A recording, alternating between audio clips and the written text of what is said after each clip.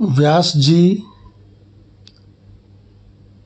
भगवान के अवतार रहे हैं और व्यास जी संपूर्ण वेदों से पूरा मक्खन निकाल करके संपूर्ण वेदों से वेदांत निकाल लिया उन्होंने, व्यास जी ने।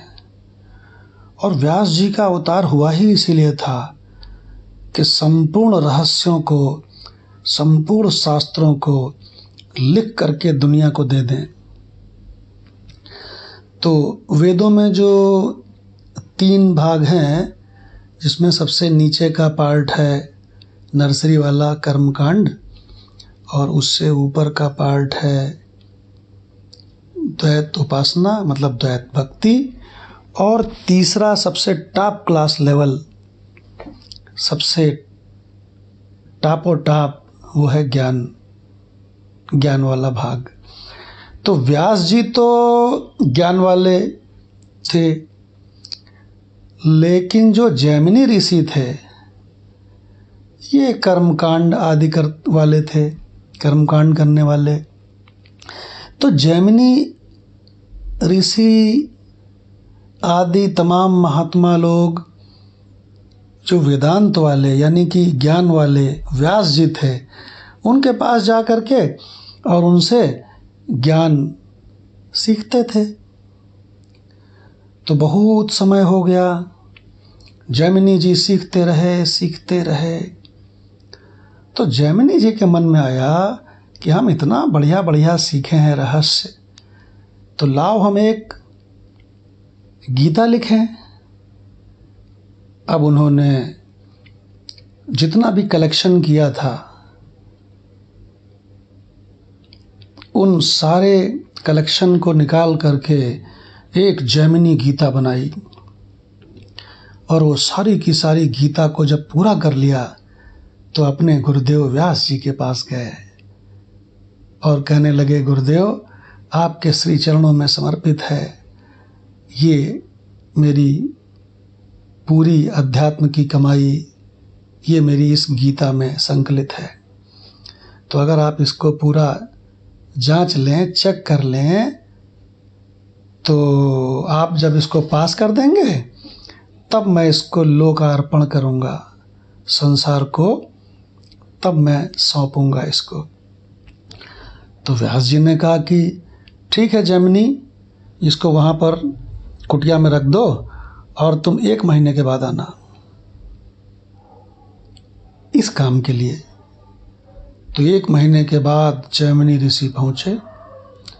तो व्यास जी ने कहा, तुमने सब बहुत बढ़िया लिखा है, लेकिन देखो उसमें एक बीच में ऐसा मंत्र है जिस पे हमने हल्दी गीली करके पोत दी है। हाइलाइटर तो होता नहीं था उस समय, तो हल्दी पोत दी है, तो इस वाले मंत्र को हटा देना, बाकी सब चकाचक है, और फिर तुम संसार को अर्पण कर सकते हो अपनी गीता। तो जैमिनी जी भाग के गए, देखा वो कौन सा मंत्र है।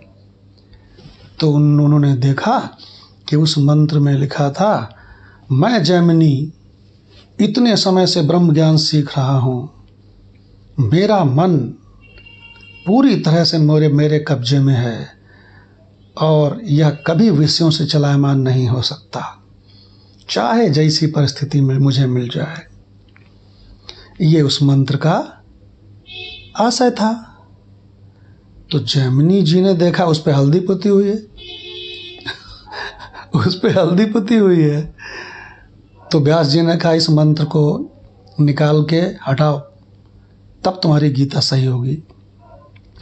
तो जैमिनी जी ने कहा, गुरुदेव मेरा मन पूरी तरह से मेरे नियंत्रण में है, चाहे जैसी परिस्थिति मिल जाए, कोई स्त्री मिल जाए, चाहे रंभा भी आ जाए, चाहे अप्सराएं आ जाएं, मेरा मन कभी नहीं डिग सकता, इतना मेरे कंट्रोल में है। तो व्यास जी ने कहा, अरे जैमिनी, ये जो मन नामक पदार्थ है ना, ये अज्ञान से उत्पन्न हुआ है, असत की चीज है। ये मन किसी का भी हो, विश्वसनीय नहीं है।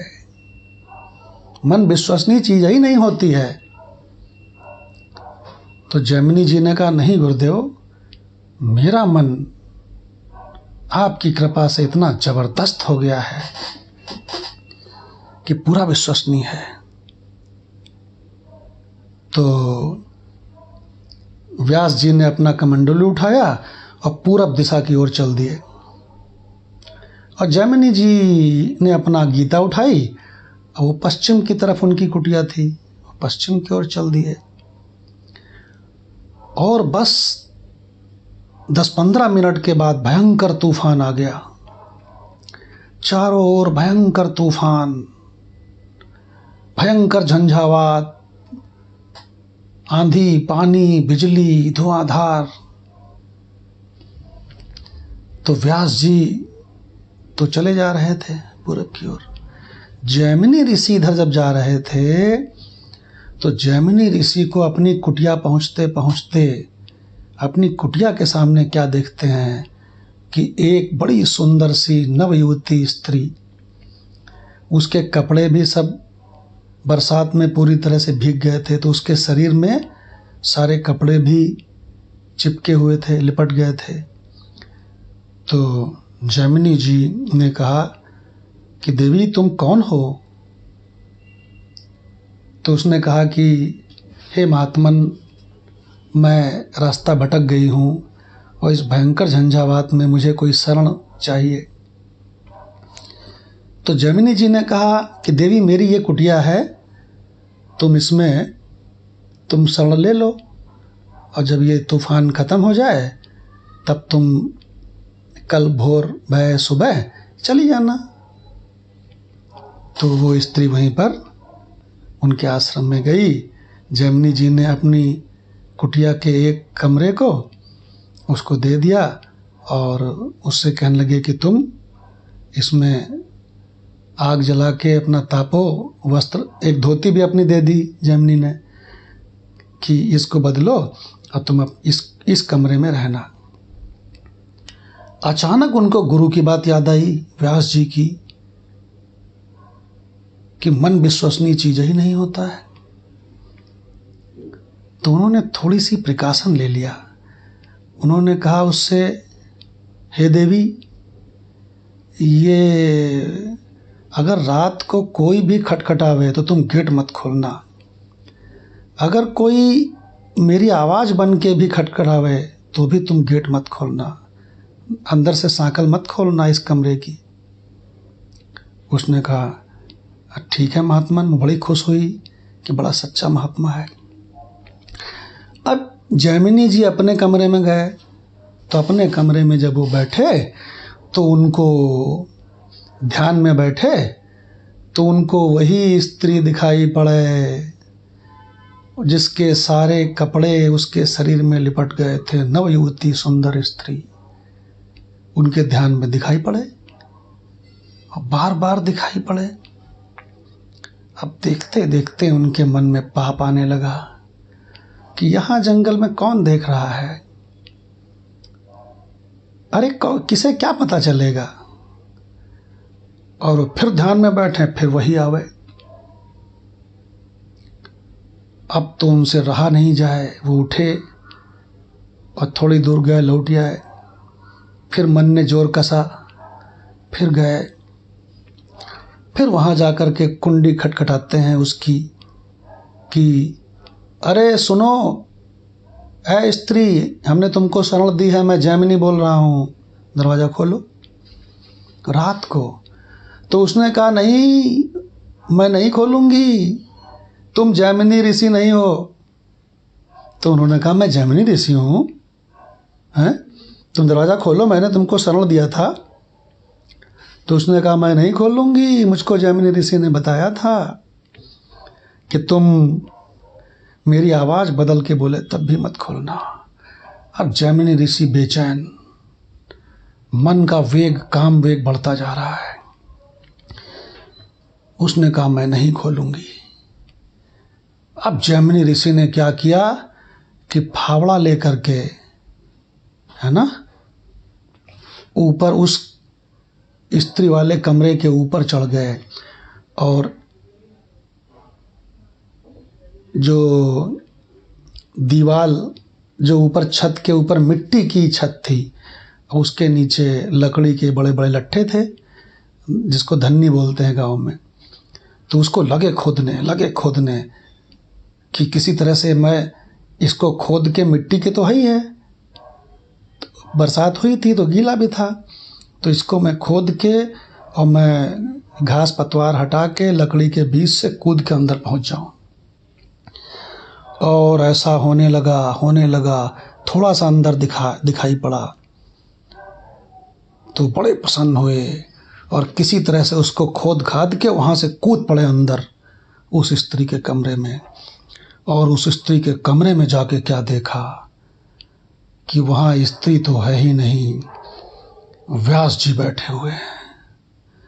अरे बाप रे, काटो तो खून नहीं जैमिनी ऋषि के। अब जैमिनी ऋषि दंग रह गए। तो व्यास जी ने उनसे कहा, जैमिनी, वो जो हमने हल्दी से पोता था, वो वाला मंत्र उस गीता से हटाना चाहिए कि नहीं? अरे बाप रे, जैमिनी ऋषि व्यास जी के चरणों में गिर पड़े। व्यास जी अपना कमंडल उठा के चले गए। यही वो रहस्य है जिसको जो नहीं जानता है उसका मन कभी भी कहीं भी फंस सकता है। आपने देखा होगा बड़े बड़े महात्मा जेल में बंद हैं, क्योंकि उनको ये वाली कथा नहीं मालूम है। मन किसी का विश्वसनीय नहीं होता है। ऐसी परिस्थिति ही मत कभी आने देना जिसमें मन डोल सके। और इस महान रहस्य को जो जान लेता है वो कभी भी नहीं फंसता है, कभी भी नहीं फंसता है।